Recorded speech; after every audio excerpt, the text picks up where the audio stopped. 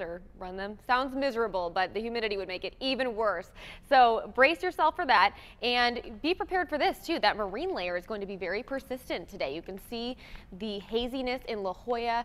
Out in San Miguel Mountain, though, we're seeing some blue skies. Temperatures shaping up like this. Poway 66, Ramona 67, Ocotillo Wells 77. In San Diego, it is 70 right now. Relative humidity is dropping. Carlsbad at 87% right now. Oceanside 78. Over in our deserts, though, Mount Laguna 5%, Ocotillo Wells 4%. So the combination of that dry air and potentially some thunderstorms packing lightning starting tomorrow through midweek do raise our concern for fire danger.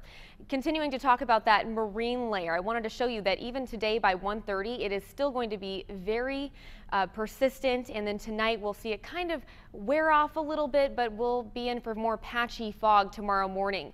Highs today 73 in Del Mar, 84 in Poway, Temecula 93, Alpine 85, Imperial Beach 73. In San Diego we'll be heating up to 74 along the coast. Again, that humidity sticking around for the next couple of days. Same story for our inland communities. Also humid there with a high of 83. In our mountains, 86 today for a high, deserts 107. And again, those storm chances, they pick up tomorrow and will be sticking around through Wednesday. We could see some heavy downpours and some lightning, so be prepared for that if you live out there. We could take the rain, we could do without the lightning, although it's nice to look at. Right, yeah, but it's just that increased fire danger that we all need to be on the lookout for. Yeah. Okay. Absolutely.